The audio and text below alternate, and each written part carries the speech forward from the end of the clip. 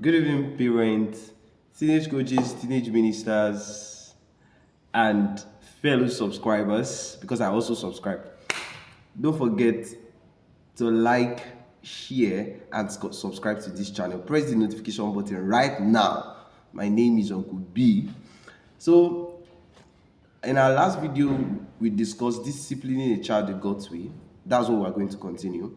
Now, have you ever considered Proverbs chapter 22, verse 15 that says, "Foolishness is bound in the heart of a child. The rod of correction shall drive it far from him." Now, the interpretation of our rod for a long time is a fat stick, with a very sharp mouth. Or a slim stick so that it can enter the body of the child very well.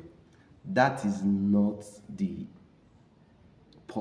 that is not the meaning of the rod there. It's from the Greek word sheibet, and it means a stick used for guiding, a stick that is used for walking.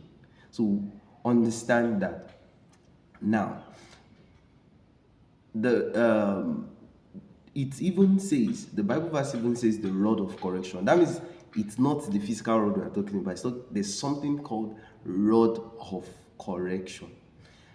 And have you ever seen a cattle header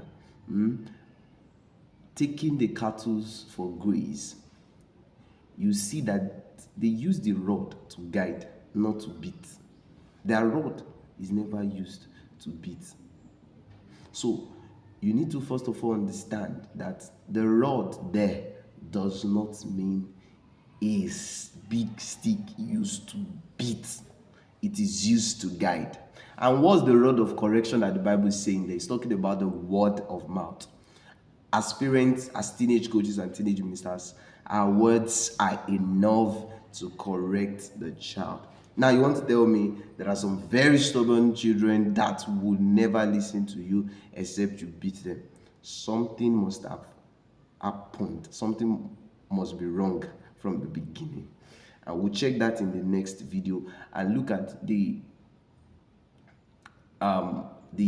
most effective ways, of disciplining a child. Those that have been tested and proven right.